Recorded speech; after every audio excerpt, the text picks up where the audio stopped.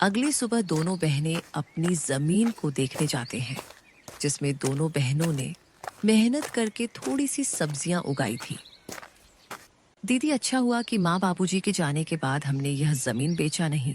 अभी देखो, हमने मेहनत करके कितनी सारी सब्जियां उगाई है। अब हम किसी व्यापारी को यह बेच के थोड़े पैसे कमा सकते हैं। हाँ, तू ठीक बोल रही है। इसे बेच के कुछ दिन का तो गुजारा हो जाएगा, लेकिन लेकिन क्या दीदी, इसे बेच के हम कुछ दिन ही गुजारा कर पाएंगे। उसके बाद क्या? अरे आप मायूस मत हो दीदी, मुझे सिलाई बुनाई का काम आता है।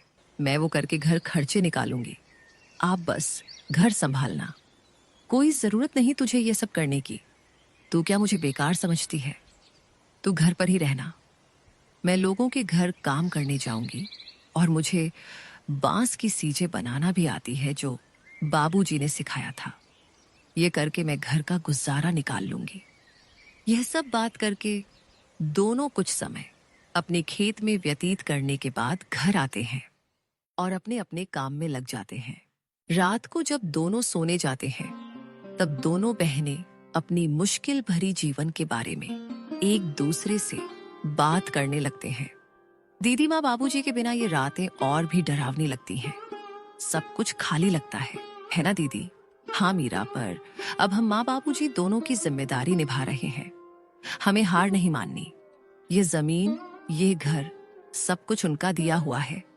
हमें इसे बचाना है किसी भी कीमत पर। यही सब तो माँ बाबूजी की यादें हैं। ज्योति बहुत ही हिम्मती थी।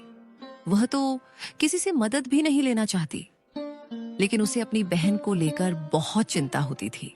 अगले दिन जब दोनों बहनें खेत पर पहुंची, तो देखा कि इस जमीन के बीच एक खूंटी गड़ी हुई थी। दीदी, ये जमीन के बीचों बीच खूंटी कौन गाड़ गया? ये तो कल यहाँ नहीं थी, और ना ही हमने इसे गाड़ी है। जरूर इसे कोई यहाँ गाड़ गया है। ये जरूर हमारे चाचा चाची का काम होगा। लेकिन ये काम बिना किसी सरकारी आदमी के नहीं होता। इसका मतलब हमारे खेत को ये लोग बांटने की साजिश चला रहे हैं। उसी वक्त दूर से धर्मपाल आता दिखा, और उसके साथ विमला और उनका बेटा कमल भी था। तीनों के चेहरे पर अजीब सी मुस्कान थी। अरे बेटियों, घबरा क्यों रही हो? हम तो बस मदद करना चाहते हैं। तुम्हारे माँ बाप के जाने के बाद जमीन की देखभाल जरूरी है। तुमसे अकेले तो होगा नहीं। चाचा जी, आपकी मदद की जरूरत नहीं है हमें। यह जमीन हमारी माँ बाबूजी की निशानी है। इसे किसी के हवाले नहीं करेंगे। अरे बच्चियों, ऐसे कैसे नहीं दोगे? ये जमीन तो तुम्हारी और हमारी है।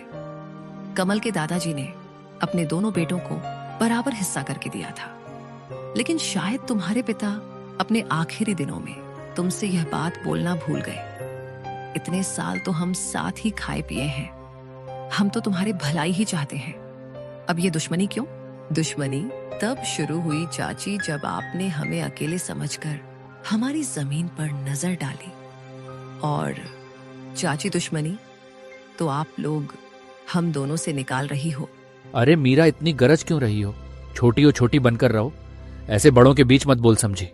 अरे जाओ, कैसे बड़े लोग जिनकी सोच छोटी होती है, वे उम्र में बड़े होकर भी सम्मान के हकदार नहीं होते। मीरा, तो कुछ मत बोल। और हाँ, अब अगर आप लोग हमारे खेत के पास भी आए तो अच्छा नहीं होगा। हम कमजोर दिखते हैं, पर डरते नहीं। धर्मपाल ने सब कुछ चुप कराकर कहा। ठीक है बेटियों, हम कुछ नहीं कहेंगे, लेकिन कानून अपना काम करेगा। जब जमीन के सरकारी कागजात आएंगे तो देख लेना। जब तुम्हारे नाम नहीं निकलेंगे तो खुद समझ जाओगी कि जमीन किसकी है। तीनों वहां से चले गए। ज्योति और मीरा कुछ देर तक खामोश खड़ी रही।